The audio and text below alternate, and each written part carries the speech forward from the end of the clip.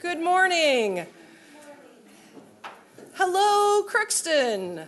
Hello, Minnesota Duluth campus. Hello, University of Minnesota Morris. Hello, Rochester. Welcome, welcome. And good morning to those of us who are here on the Twin Cities campus. I'm really excited to start our session today on the social norms approach to violence prevention. And my name is Karen Miksch. I'm a faculty member in higher education and law here on the Twin Cities campus, and I also am the co-chair of the President's Initiative to Prevent Sexual Misconduct. We have had the great fortune to work with Dr. Alan Berkowitz over the last couple of days, and so for some of us, this is our third day. We had a session on Tuesday to talk with Alan, a real overview of prevention strategies, and then we also had an afternoon session for folks who were able to come based on the weather from all the system campuses to talk about the amazing work that's going on. And it was really exciting to hear about the work that's going on at Crookston and Rochester, University of Minnesota Morris, and the Duluth campus as well. And we also were able to share some of the things that we're doing here on the Twin Cities campus. If you're not already involved in the initiative and you'd like to get involved, please see me or Sarah Veblen-Mortensen, who's in the back, who is an amazing person and also the coordinator of the President's Initiative here on the Twin Cities campus. So big thank you to Sarah for organizing this event. Yay!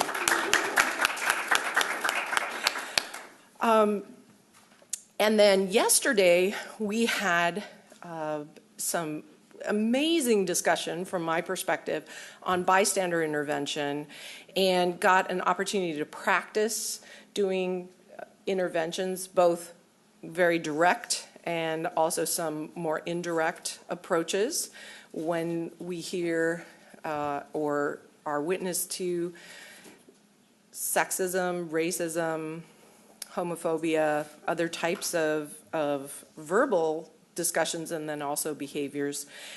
And that was, again, another really important session.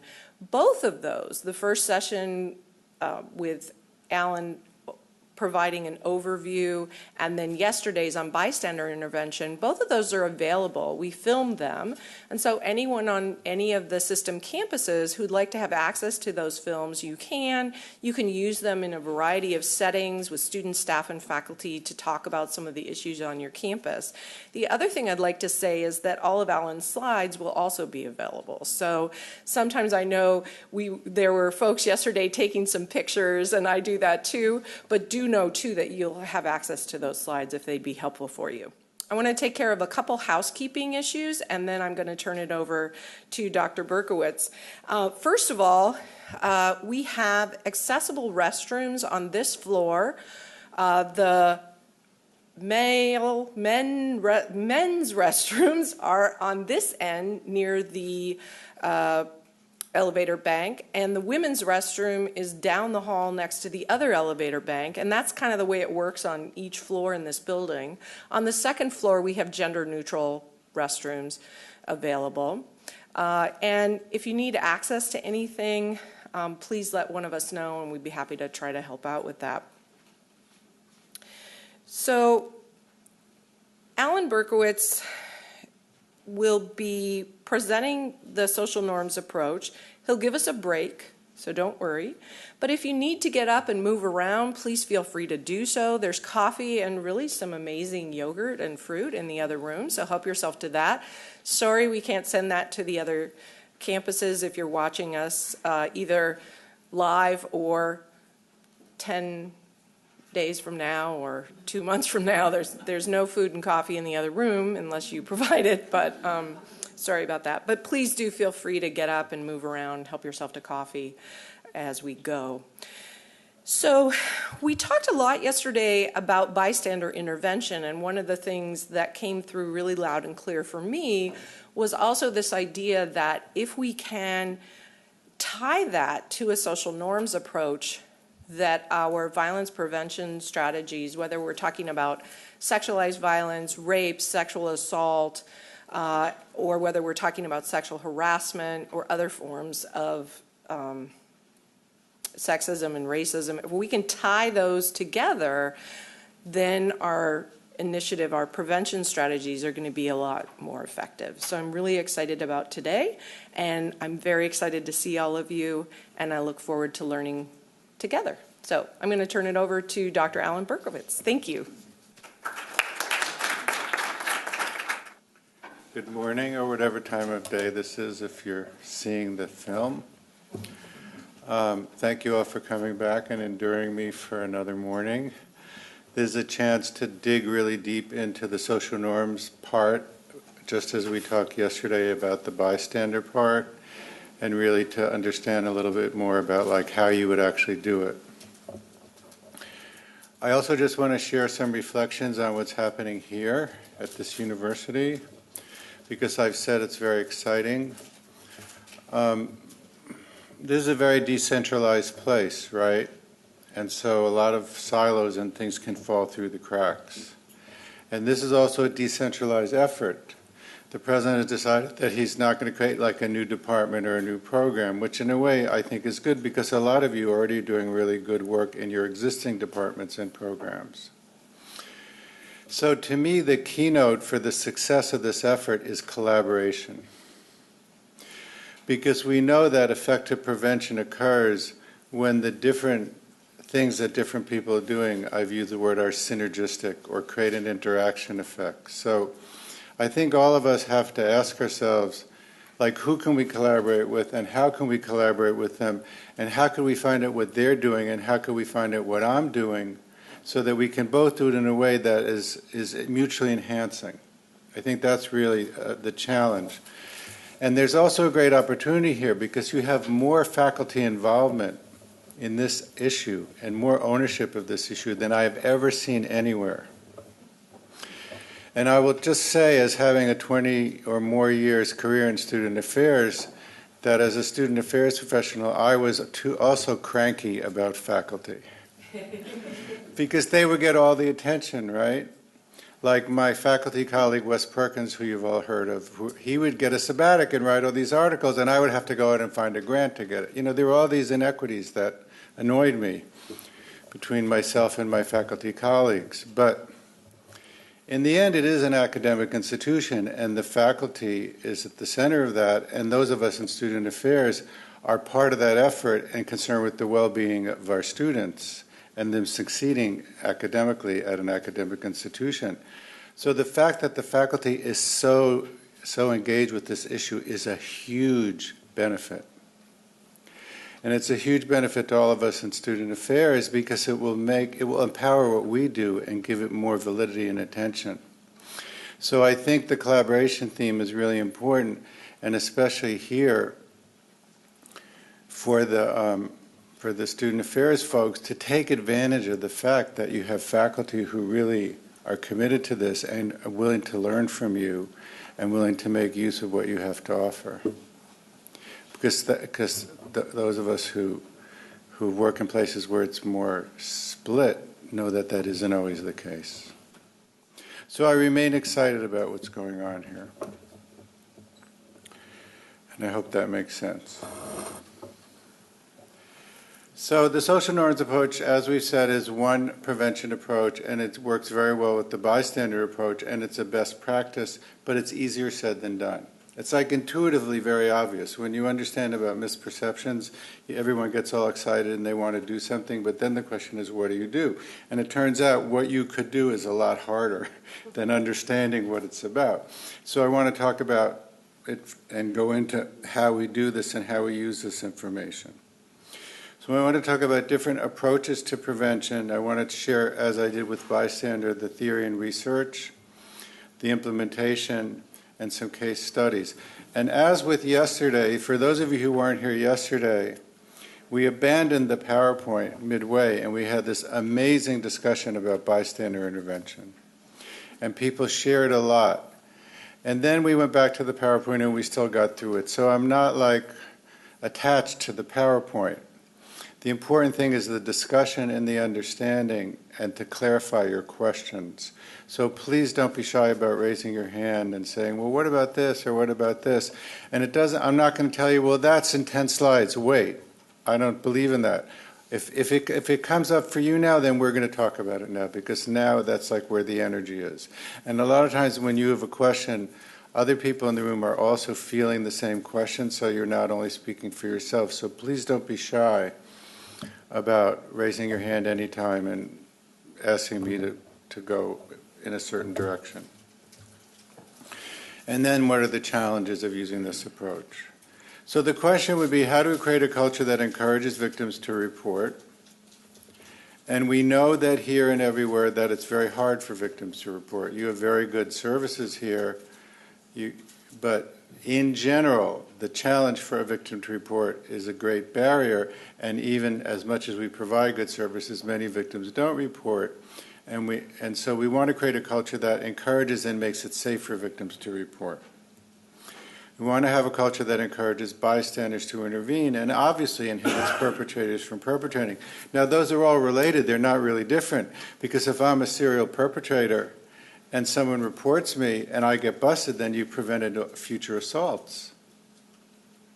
And if bystanders know what to look for and know what is my MO, then I'm going to be the nice guy and take the drunk woman home and make sure she gets home safely, and then I would get my friend as I go out the door. Then you know how to bust me.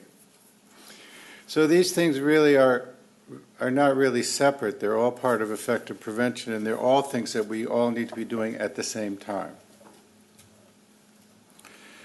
So, you've seen this before. This is borrowed from the CDC. Each circle represents a different level of society, from the individual to the society.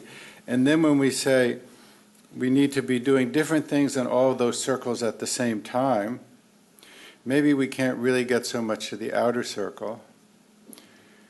And we need to be doing different things in all these circles that are synergistic. So then the question is, where do you put the social norms approach into all these circles? So for instance, in a state institution like this, and then many of the other campuses which have more percentage of people coming from Minnesota, a lot of my perceptions of the institution is shaped by what people back home say to me. And if someone back home, when I'm in high school, talks to me about how this is such a great party school and they used to get drunk so much when they went here, then they're already shaping how I see you before I come here. So the misperception is already being created before I become a student. And when we look at also so we want to have policies, right? Like if I'm a perpetrator, you want me to get busted. If I drive too fast on the interstate, I get a ticket. But there's a way to talk about our policies that's consistent with the truth. So let's say we had a tragedy at some point in this campus, which we don't want. Let's say we had an alcohol-related incident and got in the newspapers. And I was the one to talk to the media. I would say, the good news is that most of University of Minnesota students don't drink or drink very infrequently. And actually, it's only a very small percentage of our students who drink in high-risk ways, but we know that's a problem, and this is an example of that problem exploding in a way that's very detrimental to this whole community. So here's how we're addressing it. But you see how I framed it? I put the problem inside of the health. And so when we talk about our policies, we don't bang our fists and say heavy drinking is out of control on this campus and we need to smash down on this and we're going to have new policies, because that's unfair to the majority of your students who either don't drink or drink seldomly and drink responsibly. So at all these levels of the social ecology, we need to think in terms of what's the true norm, which is that the majority are healthy. And then we talk about groups, right? So what are the norms and the misperceptions of the norms within certain graduate departments or within certain student organizations or with certain ethnic or sexual identity groups? And what are the relevant norms for each of those groups? And then we can design interventions that tell each group about its own health at the macro level and at the micro level and also at the individual level. Because we know that some of the most effective interventions are to tell someone that what they think other people are doing isn't what other people are actually doing. And I'll get more into this later, but some of the most research-based effective alcohol abuse interventions is simply to tell someone how what they do compares to what most other people do. So you see how you can use the social norms framework everywhere in this circle. But for that you need data. That's why it's harder, because you need to have good data, and you need to have good data that's defensible, because the first thing that's going to happen is people aren't going to believe your data.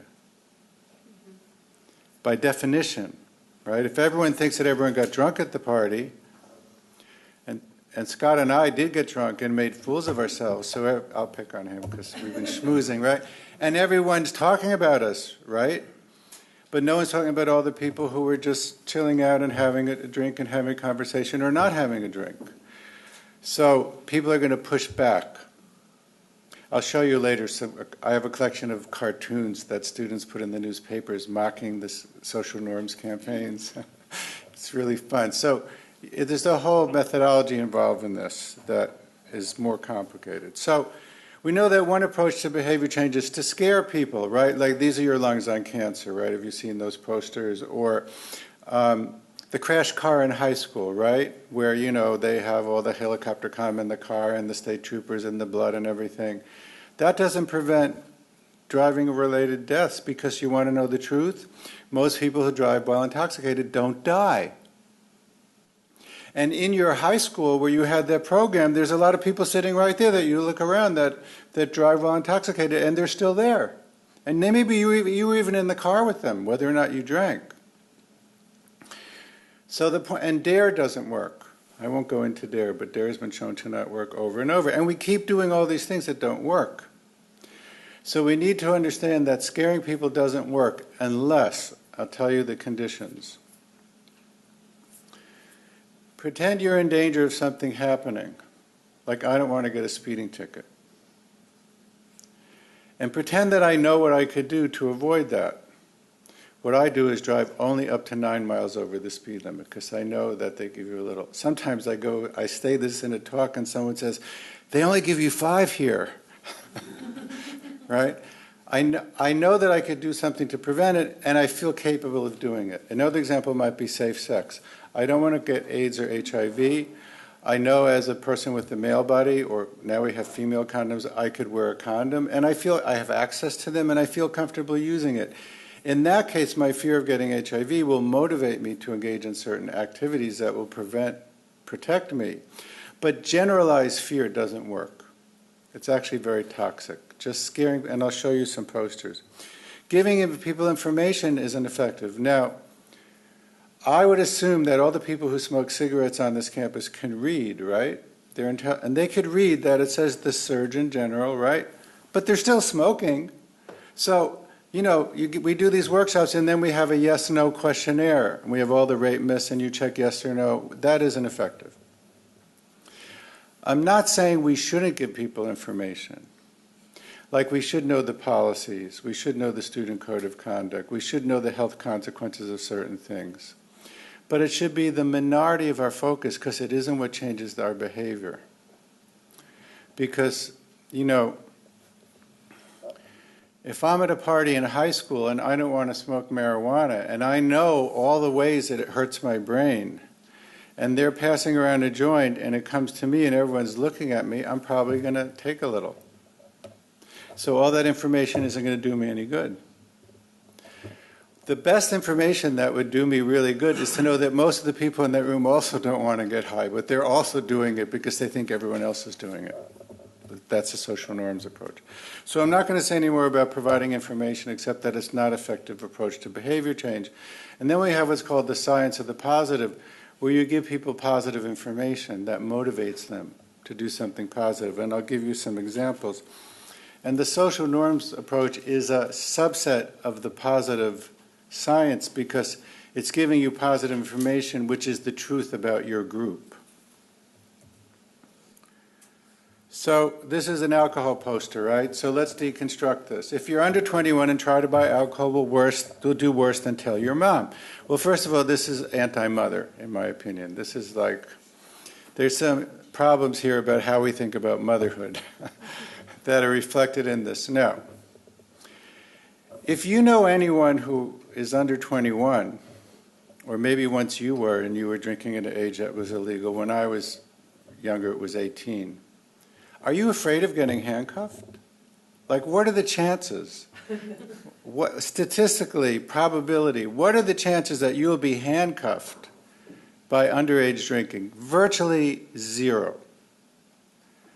So it's not a lecture, it's a law. The legal age is drinking 21. I already know that. So you see how this, and this is probably done by an ad agency, right? Because ad agencies are experts at getting our attention. This is a very good attention-getting poster. But getting your attention doesn't change your behavior. There's research that shows that negative political advertising gets more attention and people are less likely to vote. Think about that. So this, if the intended purpose, you know, sometimes when I go to the supermarket I get overwhelmed. I like small supermarkets because to me I don't really need 20 kinds of toilet paper or 30 kinds of deodorant, and it just overwhelms me. But if you have stock in one of those 20 deodorant companies and you want me to buy your deodorant, you want to get my attention. You want me to choose your product. So the color, the shape, all these things, that's what the advertising people are good at.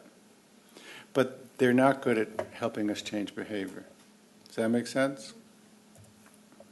Here's another one. As a parent, this really used to piss me off when my daughter was younger because it's trying to make me scared about my daughter. It's trying to put fear into me. You know, what's the stereotype? Look at these two guys. Okay, so I wanted to put one in here for sexual assault, but I didn't. There's another poster that says something about asking your parents for, you know, $20,000 for a lawyer because you got busted for sexual assault. And once again, sexual assault is the safest crime you can commit. I mean, really, if you were sick enough to actually want to go out and commit a crime and get away with it, this is the safest one. So is it clear how fear doesn't work? And this is an NIH press release. It's 2004, so we still haven't paid attention. Using scare tactics are not only ineffective, but may actually make the problem worse. Yes? Can you tell me a little bit about the more effective version of it? It's a good question. So the question, you see what happens when you're someplace 2 days in a row, you become accountable to what you said the day. So the question was, when we were talking yesterday about bystander intervention, I gave an example where it's like, well, I don't want you to get busted, so maybe you shouldn't be doing this. So once again, it's like I said about speed limit or safe sex. There has to be a legitimate fear, right? So the consequence that I'm warning you of as a bystander who intervenes has to be a realistic consequence. Now, what I also like to say is, when you're trying to get people to think in terms of bystanders, if I work for public safety and I bust someone for open container, right? Someone is standing outside a residence hall with the open beer can. And I say to them, did any of your friends see you walk out the door with the beer can? Do you realize they could have kept you from talking to me right now? Because then it's already happened. But in the case you're talking about where it hasn't happened, it has to be like a realistic consequence. You can't threaten someone with something that isn't likely. That's the point. And that's what these posters are doing. So, you know, it isn't that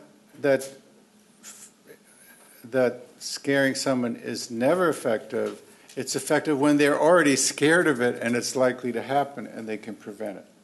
Does that make sense?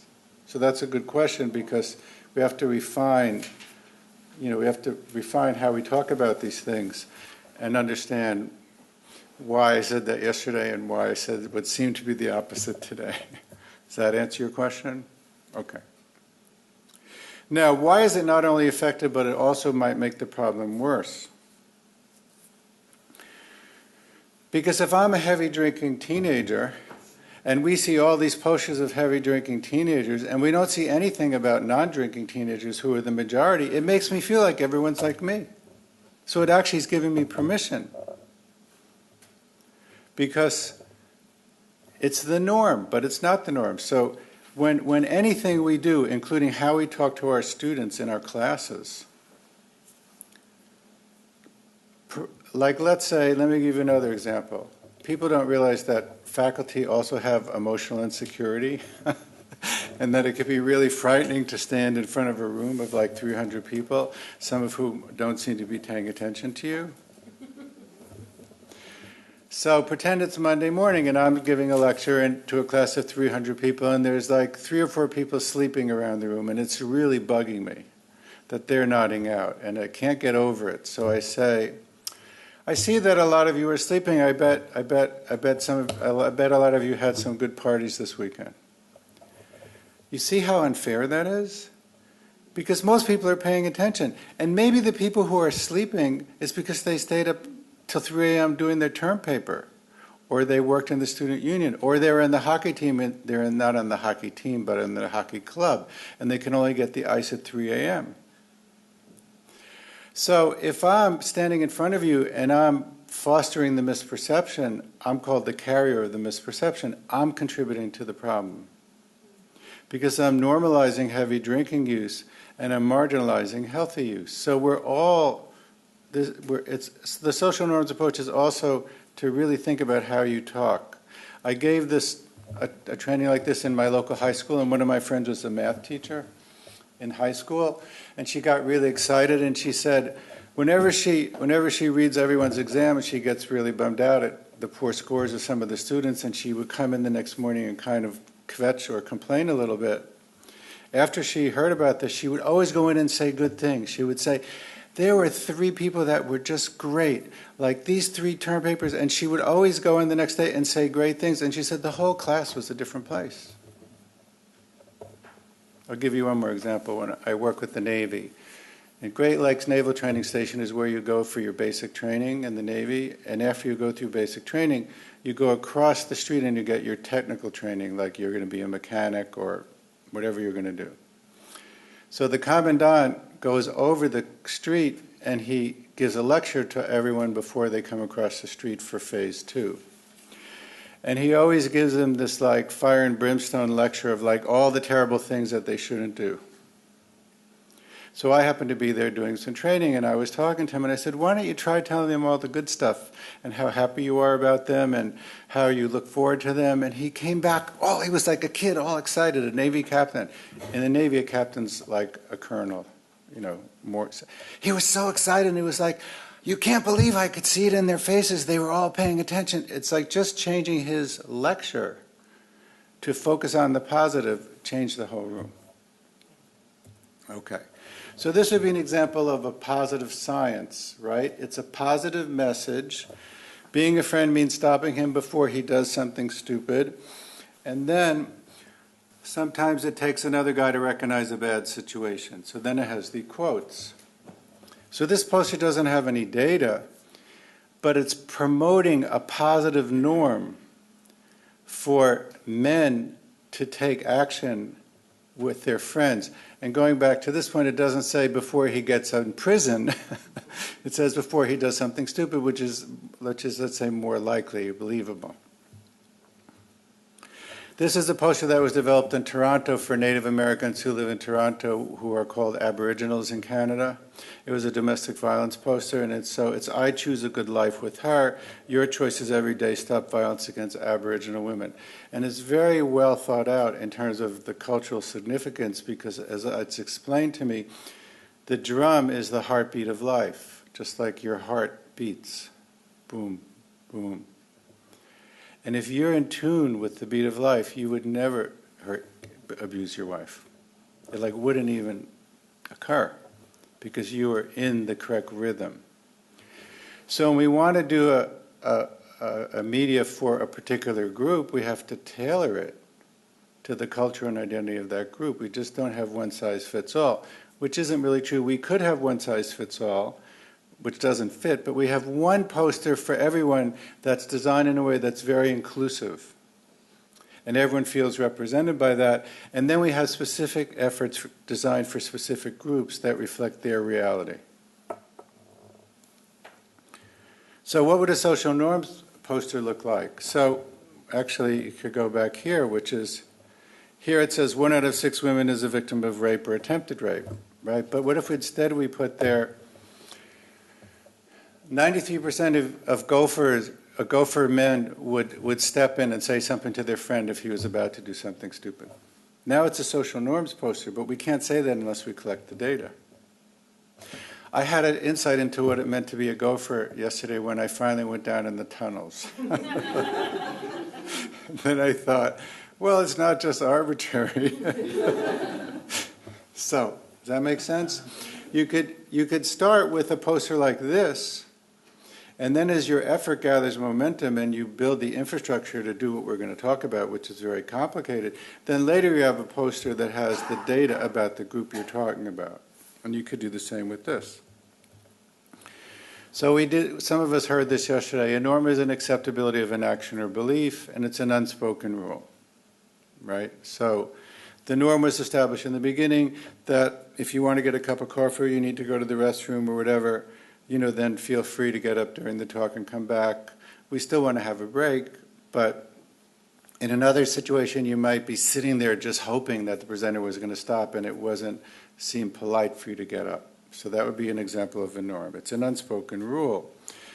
But what we find when we talk about these things like sexual activity or alcohol use or certain kind of attitudes, like let's say attitudes towards immigration, those are private things that aren't seen, so you have to guess. There's a really interesting study in Australia that most Australians were very favorable and supportive of inviting immigration laws. But most Australians thought that most Australians were inhospitable to immigrants. So that's a misperception. And it turns out that what you think is true predicts what you do. That's the most important thing. And as I've said in my other presentations, each of these bullets is like dozens or even hundreds of scientific studies. And if you want the studies, I write really boring articles with like 5-page bibliographies. So, it's there, but I feel for now I want to give you like the conclusion. Norms exist for individuals, groups, and communities. And sometimes the norms might be different, right? In different communities, the norm might be reversed.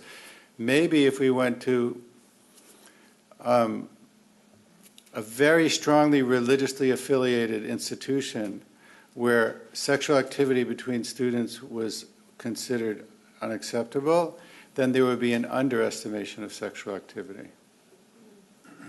But in most institutions, there's an overestimation. So it's relative to the context. So to implement the social norms approach, you need community buy-in and implementation infrastructure, such as you need to collect data, you need to have someone design the posters, you need to train people how to talk about it. Science of the positive may be a good first step. So here the task force looked at all the marketing campaigns and decided that It's On Us is a good media campaign. So the question is, if you start using a marketing campaign like It's On Us, how do you do that in a way that then you can lay onto it a social norms marketing campaign when you're ready to do that? So that's important when we think about prevention developmentally. Like not only what we're doing now, but what we want to be able to do next. Social norms group interventions are a good first step. So for instance, I was talking to the folks from the Aurora Center, so they're developing this whole menu of workshops that you can bring into different places and do a workshop that relates to sexual assault prevention. Well, we could include a small group norms component in that. We could ask the people in the room to take a little survey, what you do or think and what you think most other people in the room think, and you could pass it in. Let's say we did it now. Then I pass it back. And I say, raise your hand if the person in this who took this paper thought X. So most of you raise your hand. And then I say, raise your hand if the person who filled this form out said that they did X. And most of you don't raise your hand. And I say, hey, y'all, what's going on? Most of you thought that everyone was doing X, but most of you said you're not doing X. And right away you have an amazing discussion. So one way you build capacity and get comfortable with using this approach is you could start out by doing it in small group settings. It's important to coordinate different campaigns and programs to avoid redundancy, habituation, and create mutually reinforcing interventions. So last night I met with the MSA, the Student Association, and they're really fired up about this issue of sexual assault. They have great ideas. They want to do great things. I was very impressed. And they said, well, we want to do an awareness campaign. And one of the things I said to them was, do you know what an effective awareness campaign involves? Like, what's the science? Because without knowing, they might come up with some fear posters, right? And I said, how would you link your awareness campaign to other things other people are doing on campus so that it's not just an isolated blip on the screen? And so that's the really important thing, that anything we do on a campus like this, which is so big, it's good to be aware of the other people who are working in the same area as us and collaborate so that what we're doing supports what they're doing and vice versa. So that's true for social norms campaigns. Great. Innovating. So that's an example that it's already happening. So the comment was that the Title IX office is already using normative feedback techniques with clickers, because then we don't have to pass out pieces of paper and pass them back and then you have someone else's paper. We just ask you a question and you press the clicker and then boom, right up on the screen, it shows that, you know, I don't know, whatever it is, right? And by the way, so in terms of collaboration, I don't want to get the Title IX office in trouble, but clickers are a little expensive. So now that you know that other offices on campus have clickers, maybe there are times when you could borrow them and use them in your workshop. That's another form of collaboration, yes? Yeah, one thing that's useful to that with some of our advice. So when you say we, just that's the Aurora Center. Yeah. So that would be a good example, because if the university has this capacity called Chime In, maybe before you go to a workshop or a meeting, you could have people go in there and take the survey, and then you could have the results when you get to the meeting, and then I could show you what you all said and what you thought other people said. Is that accurate? Yeah, and it's live too, so how we do it. Oh, you could do it live, great. Yeah. It's a web-based clicker system. Cool.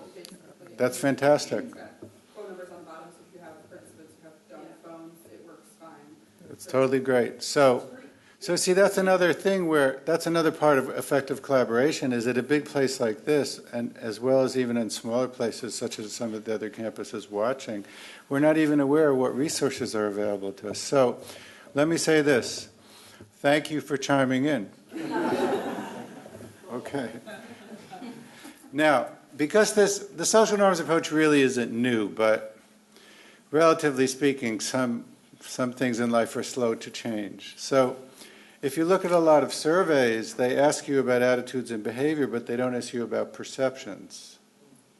And if you want to use this approach, you have to know about perceptions, because you have to see where the gap is between what people think people do and what people actually do. And unfortunately, the field of surveys hasn't caught up with the science, and many surveys don't include perception questions, so you have to figure out how to get that data. So a norm is what people actually believe or do. And we call that what you believe the injunctive or the attitude norm, and what you do is the behavior norm. The perceived norm is what people think that other people believe, aggregated for the group. So if all of you said that over the weekend you went to a movie, then we would aggregate all your data, and if we found that more than 50% of you went to a movie, we would say the norm for this group is that most people went to a movie over the weekend, right? But we would also ask you if you thought most people went to a movie over the weekend, and then we would compare. So when the norm is misperceived is when you have an inaccurate perception of the norm. And as I said, it's very widespread. There's like a gazillion studies about almost everything in life.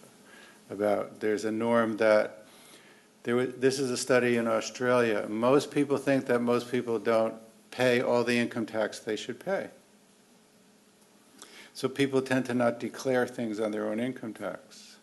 So they just put a piece of paper in with your income tax form saying, most Australians compare like 95% of the whatever that they're supposed to declare. And the group that got that piece of paper declared more on their income tax. Or they might put a little card in your hotel room. Like, to be honest, when they put these little cards in the bathroom about how much Marriott or Hilton or whatever cares about the environment, I don't believe them. They have a big laundry bill. They want to have less electric bill. So if you put that in my room, in my bathroom, it doesn't affect me. But they did a study where if you put a card in the bathroom that says 93% of our customers reuse their towels at least once, more people reuse their towels. Because we're social, right? We're human beings. We're part of a group. So there's a difference between trying to change an actual negative norm and correcting the misperception of a healthy misperceived norm. I'm not saying there's like people don't think bad things, right? Like maybe in the history of the US, there was a point at which most men thought that women shouldn't vote or own property because they weren't smart enough. And just as a note of history, the Five Nations, the Iroquois Five Nations in New York, the Haudenosaunee, is very matriarchal, and the women own property. And when the frontier of the U.S. was in the middle of New York, Louisa May Alcott and Elizabeth Cady Stanton and all these women were reading the newspaper how the native women were selling their own property, and they had the ability to depose the chief. And one of the sources of fuel for the women's suffrage movement was seeing the difference between their cultures and the indigenous cultures, just as an aside. So let's say the actual norm was that most men thought women shouldn't vote because they weren't smart enough. That was the actual norm. There wasn't a misperception. But maybe 100 years later, it started shifting, and most men thought that women were capable of, I mean, isn't that absurd that people actually thought that? So most men thought that women were capable of voting, but most men thought that most men didn't think. So you could have a negative norm, but at some point you have a misperceived norm. And then when you correct the misperceived norm, you accelerate the process of change. You bring it about quicker. Human beings are social. Okay, negative behavior is more visible, right? So when one of your institutions has a negative media event, that gets in the media. Not that you have, X% of your students do public service activities in the community. So the question is how to put the spotlight on the positive events. That's why how the institutional representatives talk to the media is very important. Because if they fall into this thing of only talking about the negative, it reinforces that the positive is invisible. And as I said, when you tell people the truth, it contradicts what they believe, so they want to disagree with you. This is a phrase I love, but it's like a chunk. For a norm to be perpetuated, it's not necessary for the majority to believe it, but only for the majority to believe that the majority believes it. So as we said yesterday, if I'm in a group of men and one man is bragging about his sexual exploits and going into detail, and I don't really want to hear that, but I think that most of the guys in the room don't mind hearing it, then I won't say anything. And maybe most of the guys in the room don't like it either, but they think that most guys are okay with it. So then it just happens every Sunday night, whenever it happens in my group. It keeps perpetuating itself because we don't understand that most of us don't like it. So people overestimate the negative and they underestimate the positive. And it turns out, statistically or from analysis of variance, the misperception accounts for a lot of the variance. It's like very potent. And also think about it this way. Let's say we're talking about alcohol use. Let's say I'm a child or a grandchild of an alcoholic. I have a risk of alcoholism. I have a 3 or more times greater risk of becoming alcoholic. Let's say I grew up in a certain kind of family where there were certain kind of dynamics. That also puts me at risk of being alcoholic. And let's say I have an impulsive personality. Uh-oh. Then we call me a high-risk youth. But we can't change those. Once someone comes here, it's hard for you to change. Maybe you could change my personality a little bit over 4 years. But if I think that all my friends are drinking more than they really are, you could change that much more easily. So it's a very powerful tool because it has a big impact and it's something we could do something about. So just some examples: alcohol use, alcohol negative consequences, number of drinkers, comfort with hooking up. So here's a good example. There are very popular speakers on the college student lecture circuit who talk about the hookup culture. There is no hookup culture. There's a hookup subculture. Most students don't hook up. On most college campuses, 20 to 30% of students are sexually abstinent by choice. So what's the effect of having posters all over campus about a speaker coming and the title is about the hookup culture? If I'm not sexually active, it makes me feel like I'm not with it, or I'm not doing what most other students are doing. Now, it might be that there's a hookup subculture that is very problematic and detrimental, and that we want to talk about it. But if we talk about it in the wrong way, we're making it worse, which is why the NIH panel found that scare tactics are not only ineffective, but could make the problem worse. By the way, heterosexual women overestimate men's desire to hook up.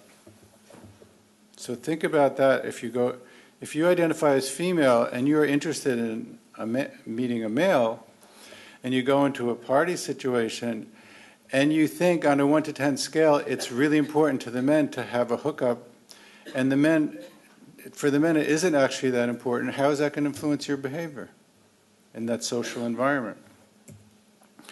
Belief in rape myths. Most students don't believe in rape myths as much as they think other students believe in them. Sexual activity and number of partners, unsafe sex. It could go on and on. The reason I put a question mark there is it hasn't been documented there, but I believe that most victims blame themselves but don't blame other victims. So how would you use that information, say at the Aurora Center, where you might have a support group for victims? And after 3 or 4 sessions, I've heard all the stories of the people in the group, and I feel like I wouldn't blame them for what happened, but I'm still blaming myself. And we do a little survey, and the therapist says, all of you said you don't blame anyone else in this room for what happened to them, but most of you blame yourself for what happened to you. And you've all heard each other's story. What's going on here? But someone has to do that research.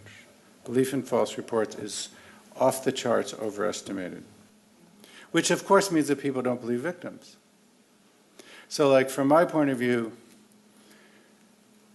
you have to educate people about false reports to reduce victim blaming and to reduce retaliation, because retaliation is a big issue, and if I think my friend is falsely accused, I will have an urge to retaliate against the accuser. Willingness to intervene, which we talked about yesterday, belief in victim reports. There's a whole area called normative policy development, which most students support our policies, but most students think that most students don't support our policies. Respect for someone, tolerance for diversity, and respect for difference. So, straight individuals who identify as heterosexual overestimate other heterosexuals' homophobia. And as a result, they're less willing to confront it. Academic commitment. Now this is interesting because in some institutions that are very competitive, everyone might think that everyone's studying harder than them. So if I took the night off on Saturday night and went to the movies and just chilled out with my friends, I might not talk about that. Because everyone's like, oh, I went to the library, I have 8 papers, I have 4 exams next week. But you could have the reverse. You could have another environment where everyone really cares about their academics but underestimates other people's. And then it's the reverse. You don't want to say that you worked really hard for an exam. So this is an example where it could go either way. But in either case, the misperception has a negative effect. Because in a high-achieving campus, you have all these stressed-out students who need stress management workshops or yoga or something, relaxation. And in a, quote, low academic achieving environment, it's not considered cool to really care about your academics, even though most people actually care about their academics. So you could go on and on. It's like just something about being human, right?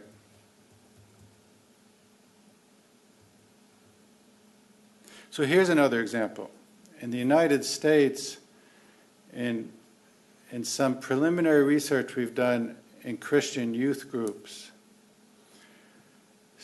student leaders underestimate the amount that other student leaders pray. So there's an underestimation of spirituality or religious practice. But I predict in other cultures, like let's say in Islam, praying is a very public activity.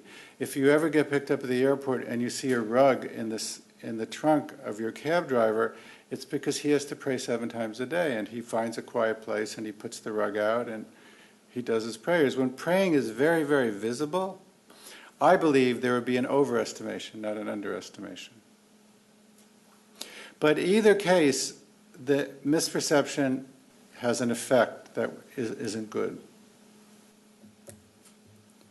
So people drink sooner, they are more likely to engage in higher, they more feel pressure to be physically, sexually active. Now here's the really important thing when we're talking about any issue but sexual assault and sexual harassment. Men who sexually assault think that other men feel the same as them about how to have sex with women. And when men who sexually assault feel that other men feel the same way they do, then they're more likely to assault. They're actually statistically more likely to assault. So let's say I go to a workshop at the Aurora Center, and it's facilitated by 2 of the gentlemen at that table who work for the Aurora Center, and it's an all-male workshop. And they facilitate the workshop in such a way that most men say, like, I don't think that's okay. Like, you have to have permission for us. Like, I wouldn't do this. And then I say, yeah, but what if she gets drunk and she comes back in the room? And they would say, that's rape. And all of a sudden, I'm in a room of guys who don't agree with me. And I always thought that I was cool and I was getting all their attention. That's an effective sexual assault prevention workshop for men. Because it's empowering the majority who think they're minority to intervene and speak up. And it's letting me know the truth about the group I identify with the most, which is other men, that they don't agree with me.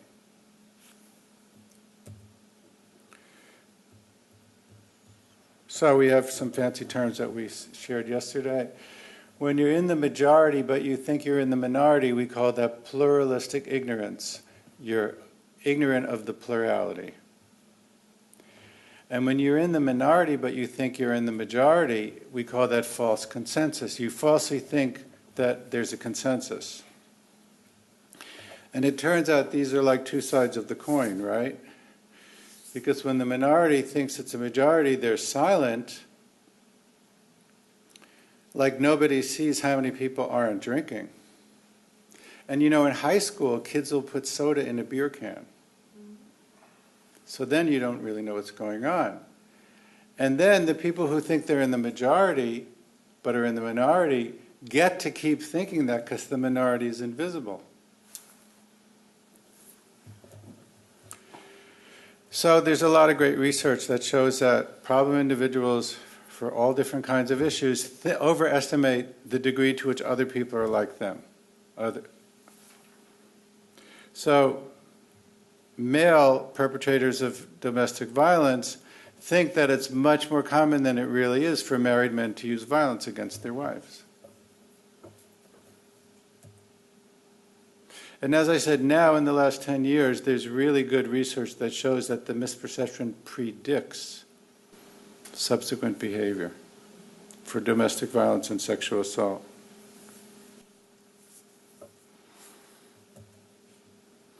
And psychologists call this, if you took a social psychology class, it's called a self-serving bias. Because it serves myself. If my self-image is that I like to have sex with a lot of women or men, right, and that I'm a cool guy, and that other people respect me, as long as I can believe that you respect me, it serves my agenda. So we're all like complicit, right? We're all complicit in contributing to the culture that allows some individuals to perpetrate sexual assault against others. Some older people in the room like me remember Eldridge Cleaver said you're either part of the solution or you're part of the problem. That's very dichotomous. So someone else said you can't be part of the solution until you understand how you're part of the problem. I like that one really a lot. So we have all these nice people in this room and we really care a lot and we want to do something. But if we're in the misperception, if I tell my students on Monday morning that they were probably out drinking, then I'm actually part of the problem. And I might not have had a drink in like 10 years. I might be recovering, all that stuff doesn't matter. So what the research shows is that when people believe in the misperception, the majority becomes more silent. And the minority becomes more outspoken. You could go sit at a faculty meeting and think about it this way. Who speaks the most, right? And who thinks they're speaking for everyone? That's why sometimes you just take a straw poll, right? If you're a child, you say, well, listen, and that's why this, what do you call it? Chime in?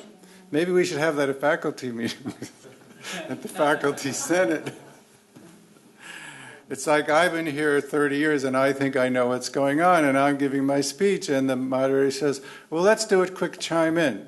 And all of a sudden it shows up that only 5% of people agree with me. Maybe it's still important to listen to what I have to say and maybe it's still valid, but it isn't valid that most people agree with me.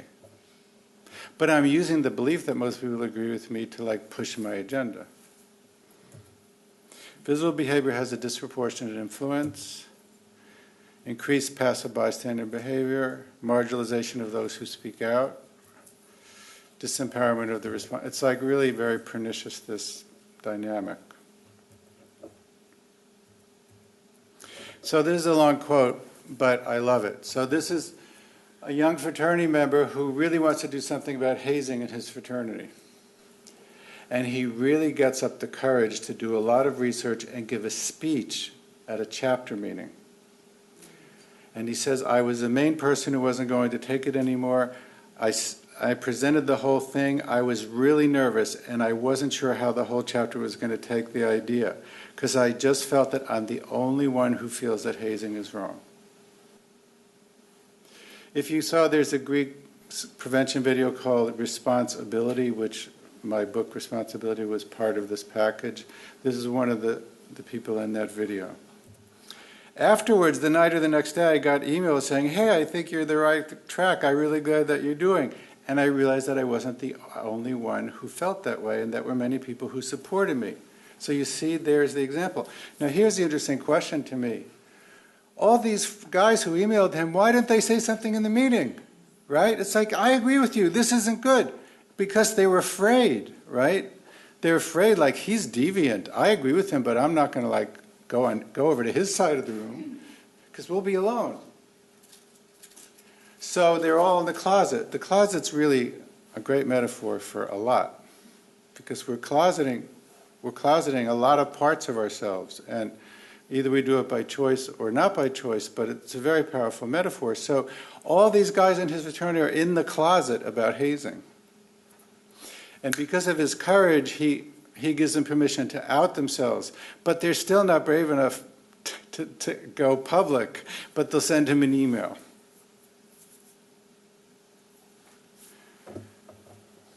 Make sense?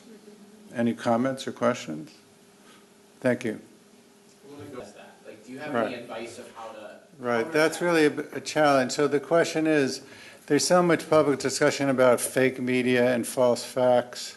And when we talk about the believability of a social norms message, someone, like there's a little book that's called How to Lie with Statistics. And it shows you that the way you present your data can lead to a misleading impression. Like maybe you see a headline that says, "Wake up Minnesota, opioid use went up 10 times in the last year," and it went like from 0.1%, to 1%. So it went up by 10, but out of context. So when the culture is now at this point developing a much more pervasive, or I would say pernicious, disbelief in data, how does that affect the social norms approach? That's it? Yep. So in one sense, it doesn't change anything. In another sense, it creates a big problem. It doesn't change anything because the fundamental problem is the same. Do you believe what I'm telling you? And if we all have a little piece of paper now and it says, how many times in the last week did you do X? How many times in the last week do you think most people in the room did X? And we pass in all the papers and we pass them back. And I say, raise your hand if the person who took this survey thought that they did more of X than most people in the room. How would you argue that that was a false fact? You would have to say that people lied. Or else you would have to say that I shuffled the papers, like the Aurora Center has some program that changes the data. So in the 2 seconds between it comes to the stream, right, in Gavin's computer, it fudges the data and it comes out looking like he wants. So if you believe that, how am I going to refute that? Well, so Gavin can say, okay, well, we're going to do it again without my computer. Everyone take out a piece of paper. We're not going to use the clickers. In other words, we're going to go into this later. You have to show people that their premises are wrong. So we did a social norms campaign, a really successful one that I'm going to show you in a high school. And the way we did it was we gave out the surveys and the teachers collected them and put them in an envelope, and then later the teacher gave it in the principal's office. And the students said, well, people weren't honest because they were afraid the teacher would look at their surveys. We knew that didn't happen. So what do? The next year we had some student peer educators come in the room, collect the surveys, put them in the envelope, seal it in front of everyone, and take them out of the room. So the point is, when people are in cognitive dissonance, they're trying to justify their decisions. Like a lot of you may have seen the research. If you're thinking of buying a new car and you're trying to decide between two brands, and you can't decide, and you choose brand A, the research shows then when you read magazines, you're more likely to read the ads for brand A, which justifies your decision. So the whole thing is you really have to work. That's why I'm saying this really isn't easy. And you can't just run out and put up a poster. You have to be prepared to, let's say, defend your data and explain your data. And you have to have a very open process. Well, that's a really good question, actually. How do we know if people lied the survey or not? Okay, next year we're going to put a question, did you lie on the survey? People could still lie, but the stakes are higher. So in this high school that I'm going to show you, we had a question and we had a poster that said 97% said they answered the survey honestly. So I would just say that the basic problem is the same, but it's exacerbated in the current climate. And in some way, I never thought of this, thank you. Any social science intervention, such as the social norms approach, is a good way about teaching people about what is a fact. Right? Because in this case, we have false facts, like most men wouldn't respect someone who intervened to prevent a sexual assault. And then we have the actual fact is that most men want to. Gavin, you were going to say something? Well, it's embarrassing that you're here. Great. And it didn't happen again. Great. Because whoever did it who was in the room, so I have to repeat for the camera. That's a perfect example. Thank you. So in residence life, there was 2 incidents in one residence hall of burning toilet paper in the bathroom. Now, on the one hand, it's a serious problem. But on the other hand, it's not like an epidemic. So right away, if the director of residence life sends a memo out to all of residence life saying, we have a serious problem and we've had a number of incidents of toilet paper burning in the bathroom, and it's like, not true. We had 2, but we don't want a fire, right? So how we handle it. So Gavin was doing this meeting in the residence hall and no one would talk. So then he handed out pieces of paper and asked people to say how they felt, and then he read the papers. And then all of a sudden everyone talked because he did a social norms intervention. Did you know that that's what we call social norms? You do it intuitively because it makes sense, because you see the problem. It doesn't have to have a fancy name. So he did this brilliant social norms intervention where once they all knew that they all thought it wasn't okay, they all started talking about it, and they said, we don't need you anymore. Because, so that's the point. It unlocks the truth. It releases all this energy, because most people are good people who want to do the right thing, who care. But they need unfortunately, we need a little permission to express it. Really, the people that are heroes and heroines, like think of Rosa Parks. I don't think she was worried about what other people on the bus thought. She didn't go on the bus and say, well, there's this many black people and this many white people, so I'm going to give up my seat today.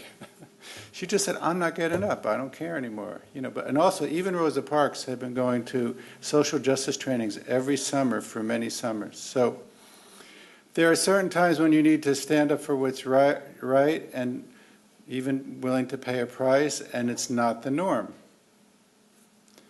But if all these other times we could solve the problem just by handing out a piece of paper, it makes life easier. Then you might still go to jail or commit civil disobedience for something else, but not for this. Thank you. Great example. We'll take a break soon. So as I said, the people who are in the misperception tend to be quiet and not say how they feel, such as about the toilet paper fire, and individuals who are in false consensus. So in this case, nobody ever, well, Gavin didn't know, maybe they knew, but the person who was burning the toilet paper in the bathroom was never made public. But because it was a male residence hall? No, but a section. Okay. So but it was a male bathroom? Okay. So we assume it was a male doing it. Safe assumption. Because the guy who was doing it suddenly knew that most people didn't like what he was doing, he stopped. So that was a brilliant intervention, because he took away the false consensus from the perpetrator, and he revealed the true norm for the majority. Can I ask? Yeah. So the question is, was the perpetrator getting reward for this see, now this is, I would like to say, the reward is situation specific.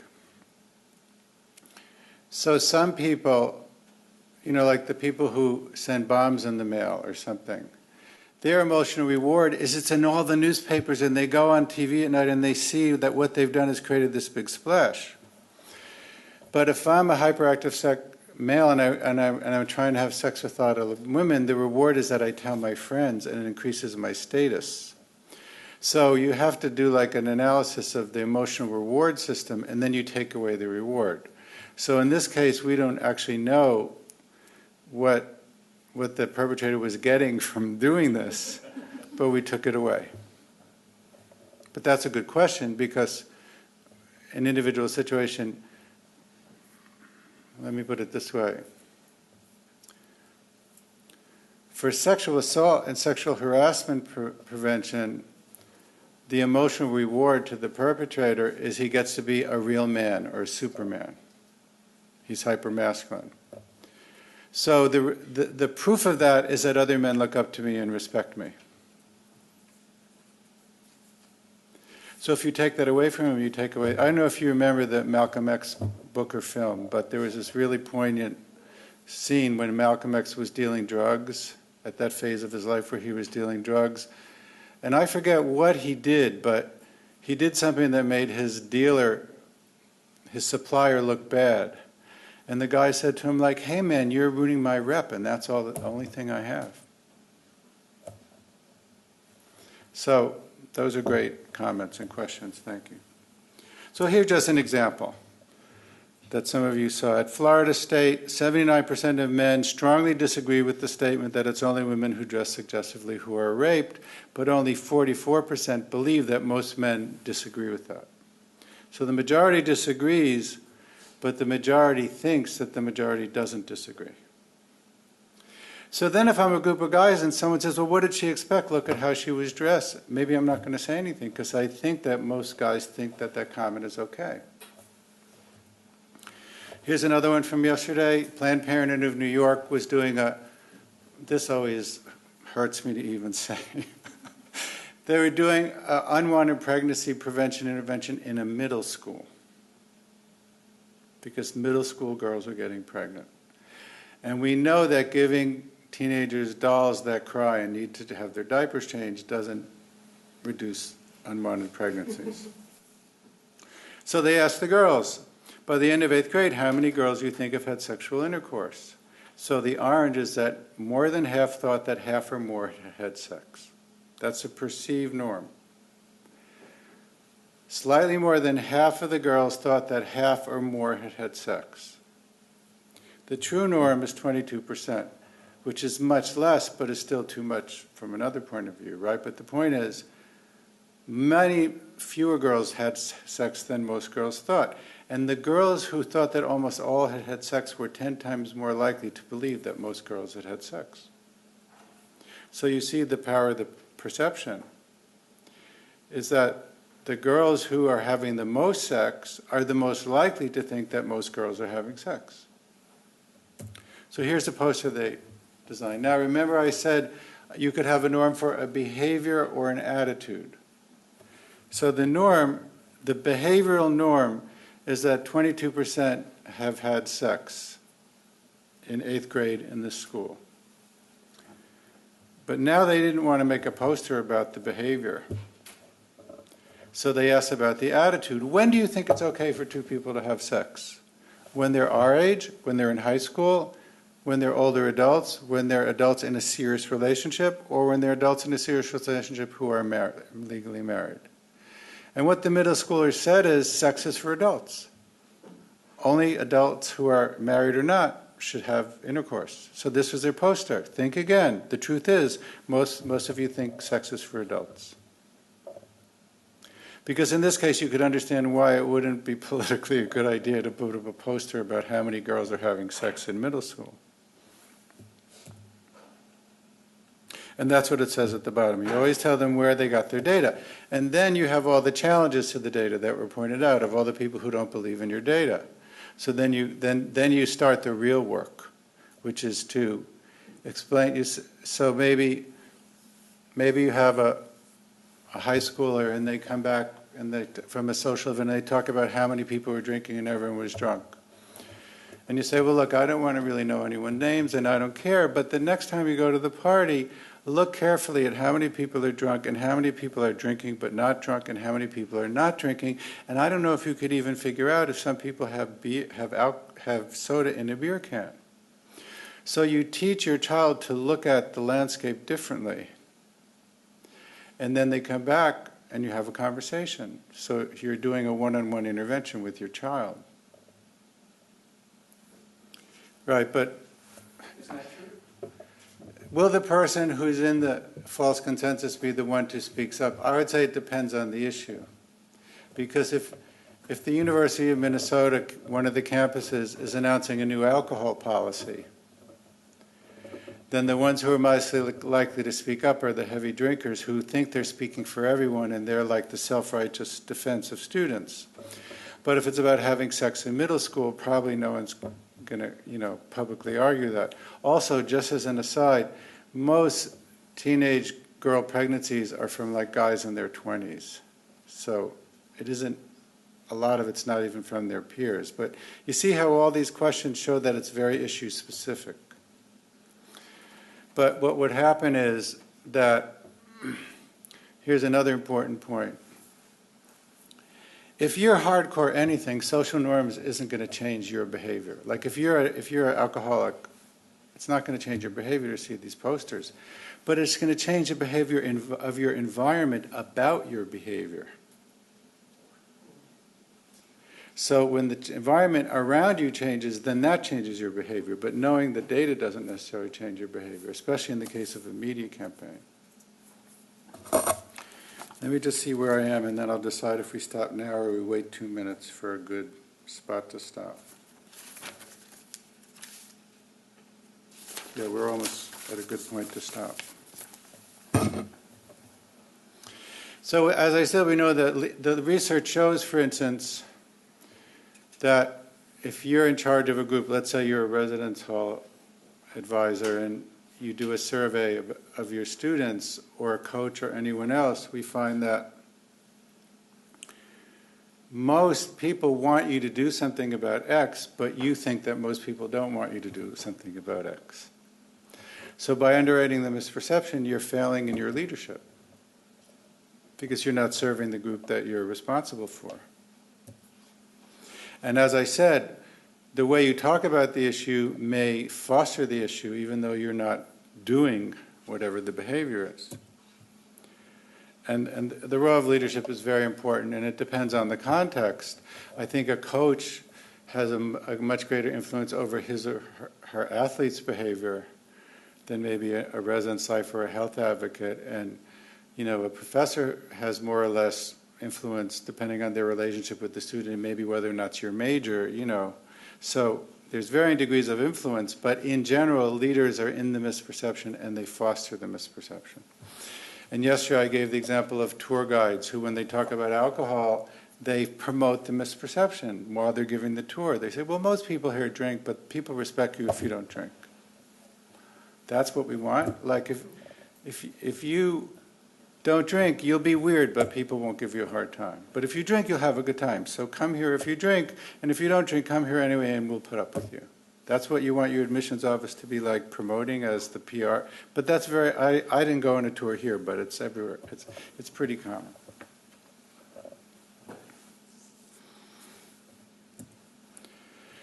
So then the question is, to what extent are your community leaders and collaborators on and off campus carriers of the misperception, like your Board of Regents?